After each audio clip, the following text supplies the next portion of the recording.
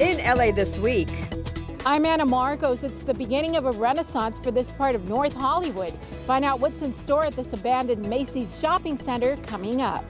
Metro is on the fast track to replace old rail cars that have been in the system since 1993. I'm Rasha Goel. More coming up. A historic pop-up barbershop at Union Station, and it's all for charity. Find out what else is in store for the iconic site coming up.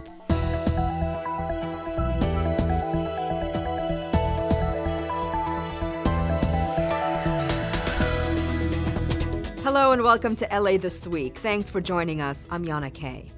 With the president's relationship with Mexico on shaky ground, the LA City Council takes a different direction, renewing its bond with leaders south of the border. Gil Reyes has more. This has never happened before. Several governors from Mexico gathering at Los Angeles City Hall all at the same time to talk U.S.-Mexico relations. I want to express my deepest gratitude to President Councilmember Weston for having us here. They talked commerce. Trade, including food trade between U.S. and Mexico, has generated $15 billion annually. They talked friendship. LA and Mexico City, for example, are very close sister cities, collaborating economically and culturally to benefit each other ever since 1969. But there's an elephant in the room, President Trump, and his plan to build a wall along the border to keep undocumented immigrants out of the U.S., a wall that the president says Mexico should pay for. The governor of Oaxaca, Mexico, reacts. It's not through walls and understanding that the world and our countries are islands, but the other way around. It's by building bridges and uniting us on what makes us closer that we will achieve a better world. The Mexican governors say they plan to meet with local immigrant rights groups to see how they can help Los Angeles immigrants, with relationships in Washington uncertain. At City Hall, I'm Gil Reyes for LA This Week. A USC study shows more than 40% of LA's immigrant population is from Mexico. Turning now to a long-neglected corner of North Hollywood that's coming back to life as the area gets a new neighbor. The NOHO West development will bring jobs, entertainment, business, places to live, fun, and much more. Anna Marcos reports. The handprints of the kids from Laurel Hall School will be forever engraved in cement at the future NOHO West Center. And that's good news for this abandoned mall and the community of Laurel Grove. The mall was shut down when Macy's closed 100 stores last year, but it had been in a slow decline for years before that.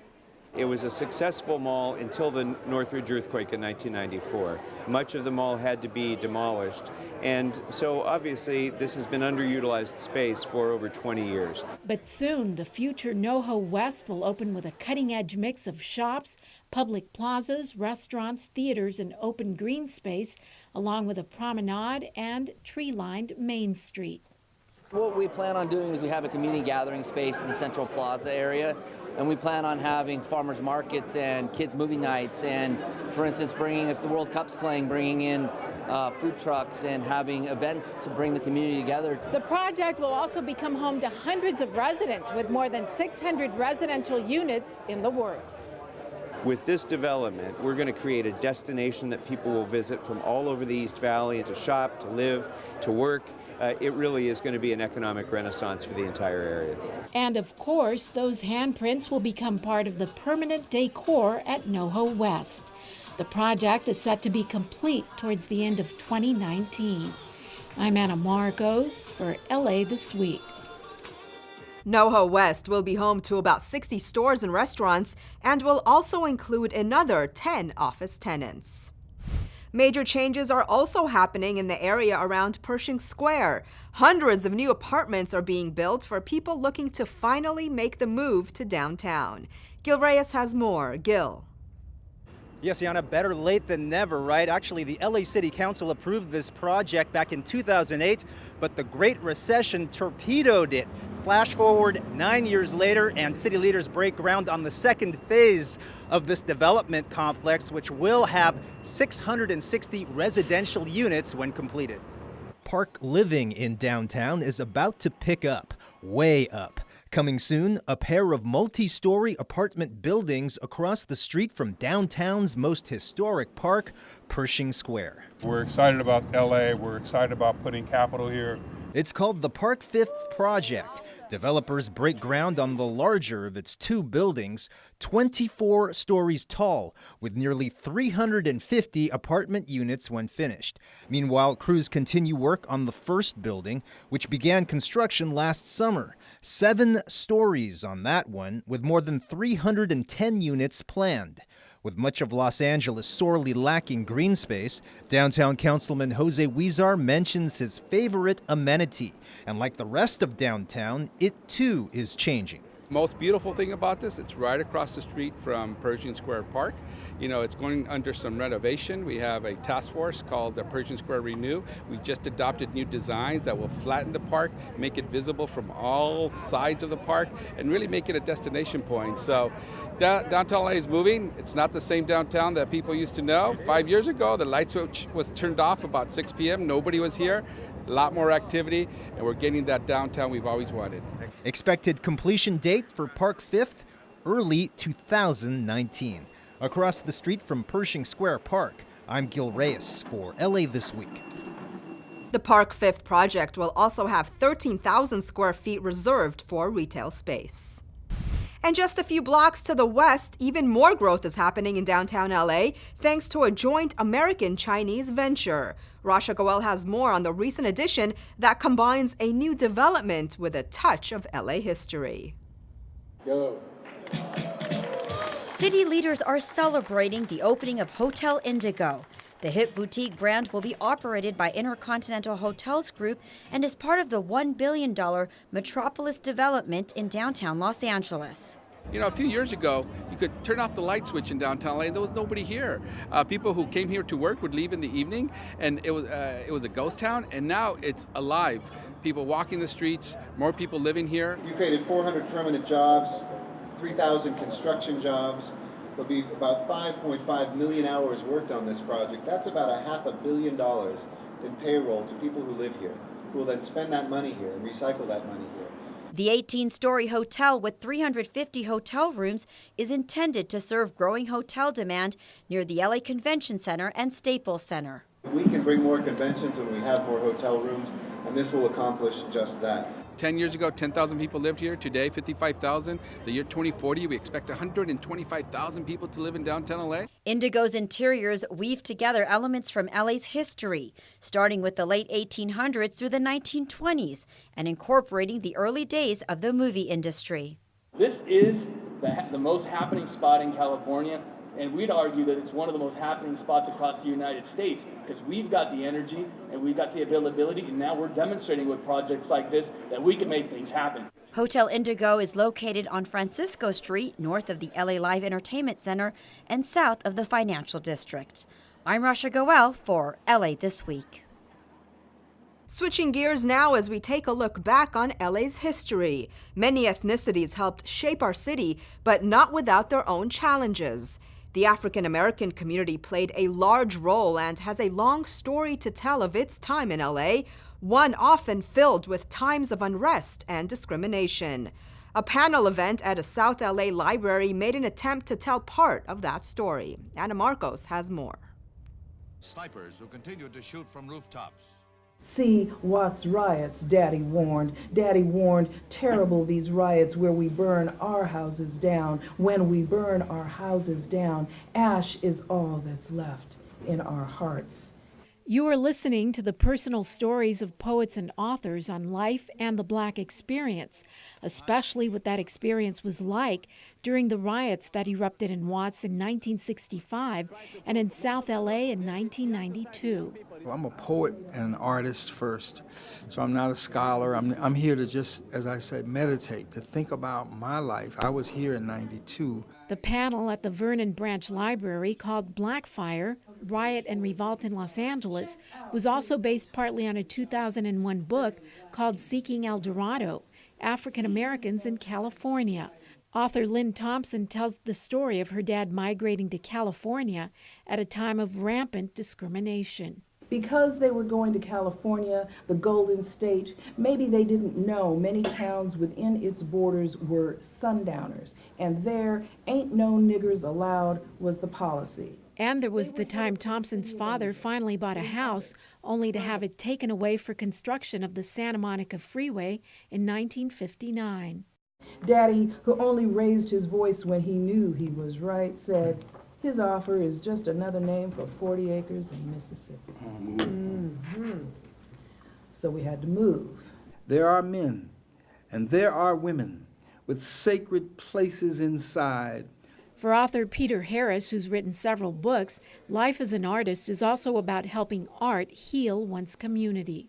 Also, I'm interested in the theme of black men and joy. And I'm driven by a question, what is a happy black man? From riots and unrest to joy may be a long journey, but for these authors, art and the written word provide a path and a way out. I'm Anna Marcos for LA This Week. Author Peter Harris has written The Black Man of Happiness and Bless the Ashes, while author Lynn Thompson has written Beg No Pardon. Over at Union Station, Metro's effort to make LA the transit capital of the world got on track. Rasha Goel has the latest on new rail cars that aim to enhance the passenger experience. This signing between officials from Metro and China Railway Rolling Stock Corporation, also known as CRRC, marks the start of a $178 million purchase of 64 rail cars for upgrading and improving the LA subway system. Our current trains are now nearing the end of their useful life of approximately 25 years. CRRC is headquartered in Beijing and is the world's largest supplier of rail transit equipment. The product has been supplied to 102 countries and regions. Of the 64 rail cars, 30 of them will be used to replace existing trains on the Red Lines and the Purple Line. The remaining 34 will be used in the new Purple Line extension from Mid-Wilshire to Beverly Hills. We anticipate nearly 50,000 weekday boardings once all 7 new stations, subway stations, to Westwood are built. We also anticipate there will be nearly 80,000 new daily trips on the entire Metro rail system as a result of the opening of the Purple Line extension. Officials say the new rail cars will help improve the passenger experience. These new trains will feature active line maps that show passengers where they are at that particular moment along the line.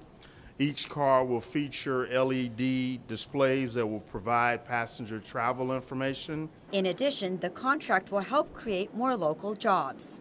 We have approximately 10% of all the jobs that will be created will go and be targeted for disadvantaged workers. And that is very, very important to us. With the first rail car being delivered by the spring of 2020 and the rest within the following year, Metro is moving ahead on the right track. In downtown Los Angeles, I'm Rasha Goel for LA This Week. This contract also adheres the federal government's Buy America provisions, requiring 60% of component parts to be American-made, creating more job opportunities locally. Also at Union Station, the iconic landmark was buzzing as a so-called pop-up barbershop offered haircuts and shaves, all for a good cause. Anna Marcos takes a look at how the event aims to stop world hunger with the flick of a razor. The hot towel here is to open the pores up, soften the hairs, gets it ready for the shave. You're looking at a vintage, old-fashioned barbershop come to life. in the middle of the iconic waiting room at Union Station. Of course, this is just a pop-up barbershop for one day. The event is for a good cause. Yeah, we just come in and give shaves, haircuts, beard trims. I have not seen my hair yet, so fingers crossed.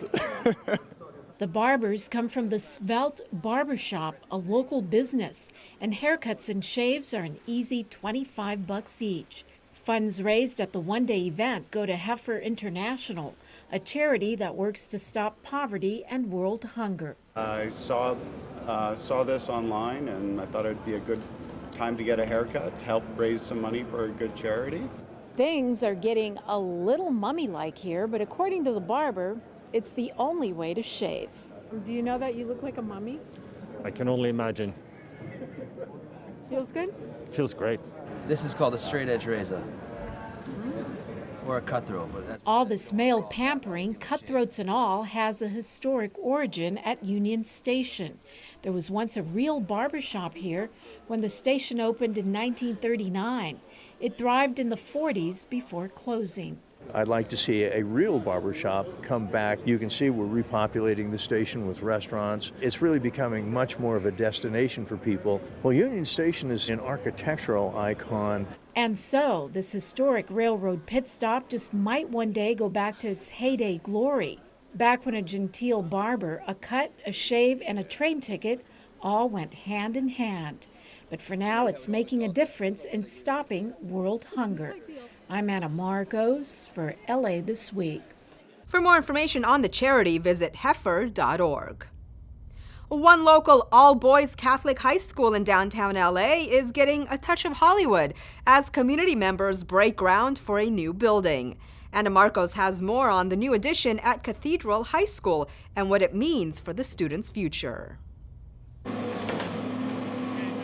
This demolition at Cathedral High may be the star of the show right now, but soon the wrecking ball will make way for the real star, a new visual and performing arts theater center at the all-boys Catholic High School. That's going to bring a new era of curriculum to this high school, who was doing performing arts out of a shack. Over 70 years ago, our beloved annex was built to serve our students. So a lot of history is behind us. My most memorable moments were the ones that I had with the brothers I made in my video production class, making Star Wars parody videos and anchoring for our morning broadcast. The newer, bigger, better art center will provide more space for creative arts, TV production, music and acting performances, and includes a state-of-the-art theater. Let's invest in young people who, if they get a shot at the arts or math or whatever it is, will have doors open to them and they'll be able to reach for the stars and follow their dreams. The school aims to create leaders in the community, but city officials say this new addition will make them leaders in arts and culture. For us, it's super important to support the arts at a time when Donald Trump is divesting from arts and culture.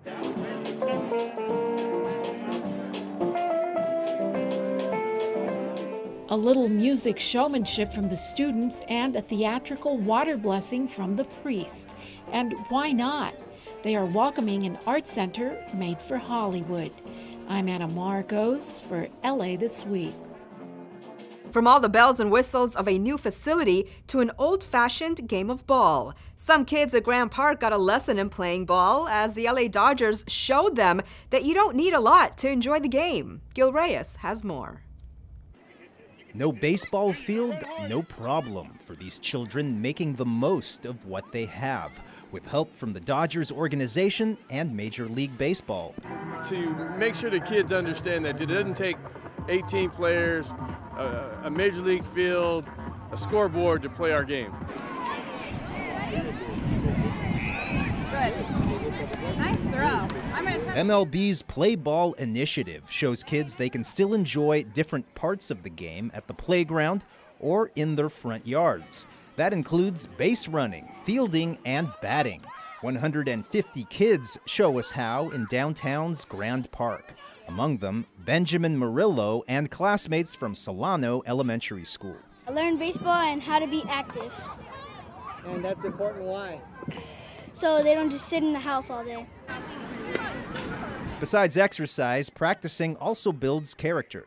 They can set standards for themselves and figure out ways, how can I accomplish this goal, and feel how good it feels to work hard for something and accomplish something as well. And that's a game anyone can play with or without a baseball field. In downtown's Grand Park, I'm Gil Reyes for LA This Week. Major League Baseball has hosted 250 play ball programs over the past year. The mayor announces his action plan for the city during his State of the City.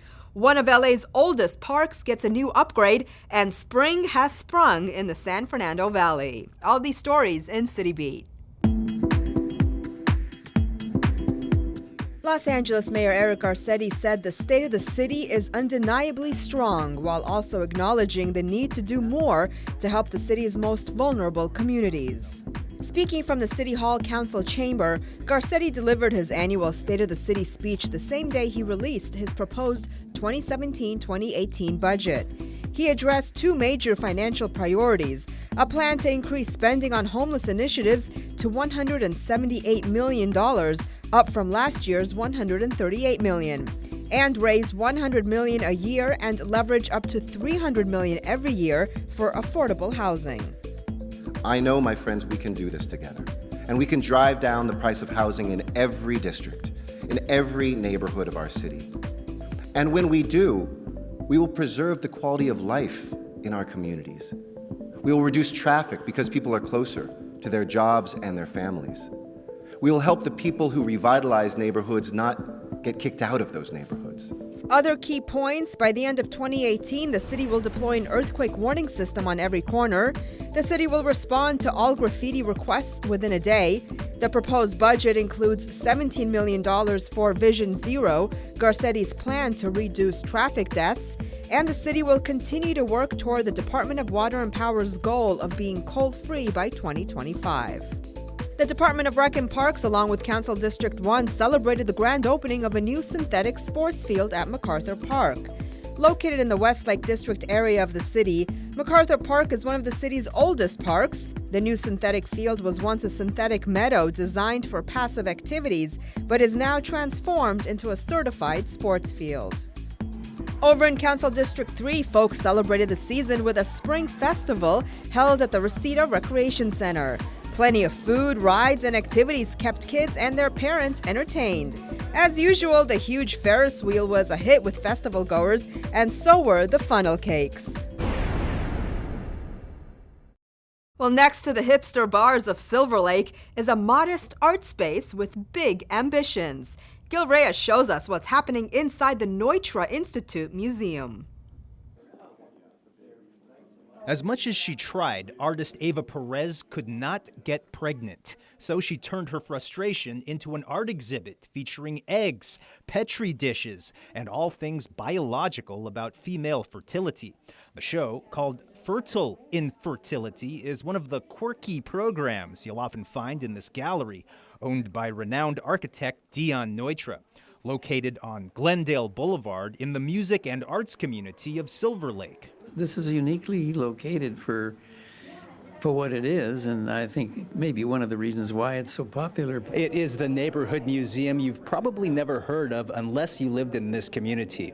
But Dion Neutra's Neutra Institute Museum has been staying busy, booking some 50 shows over the past 3 years, and we're told 2017 is pretty much booked solid.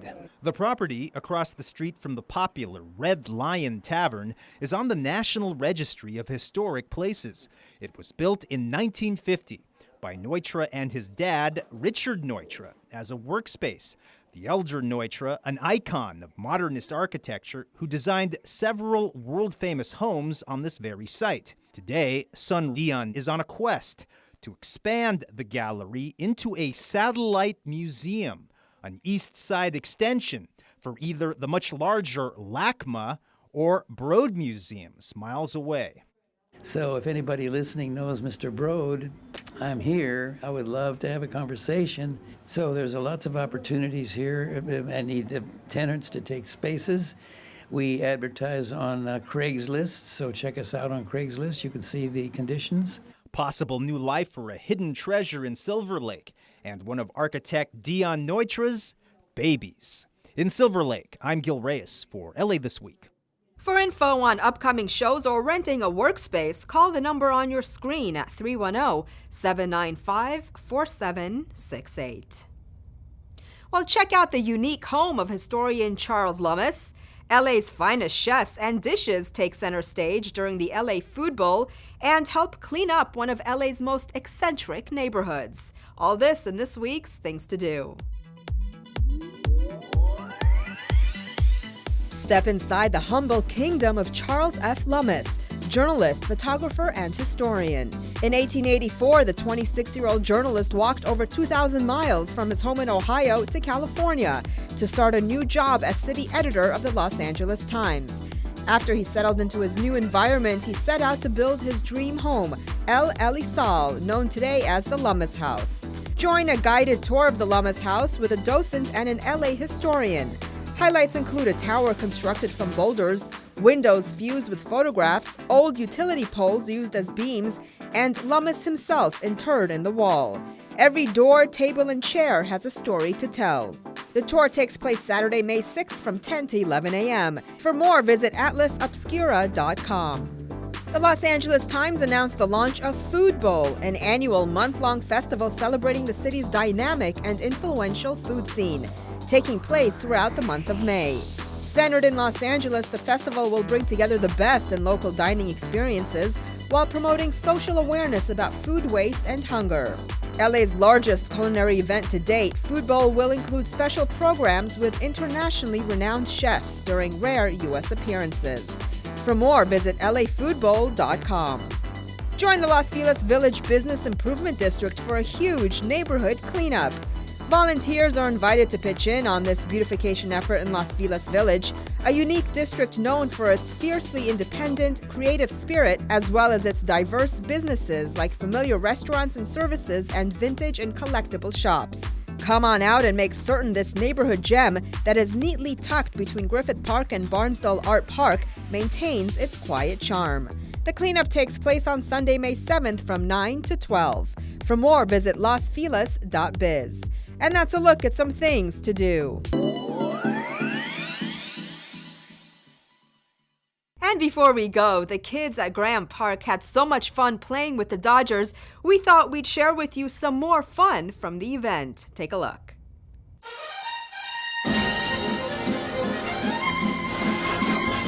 So I say D, I say D-O, D-O-D, D-O-D-G. D-O-D-G-E-R-S, team, team, team, team, oh. I say O-M, O-M-A, O-M-A-L, O-M-A-L-L-E-Y, oh really? No O'Malley. Sandy Koufax, oh my Drysdale Morey Wills, I love you so. And we defy the J-I, J-I-N, J-I-N-T, J-I-N-T-S, Giants! Play ball! Orlando Cepeda is at bat with the bases jammed. Orlando Cepeda with a wham, bam, he hit a grand slam in the very first inning. Well, that's going to do it for this edition. I'm Yana Kane from all of us here at LA This Week. Thanks for joining us. A reminder that you can catch us online at lacityview.org. You can also follow and like us on Facebook. We'll see you back here next week for more of LA This Week.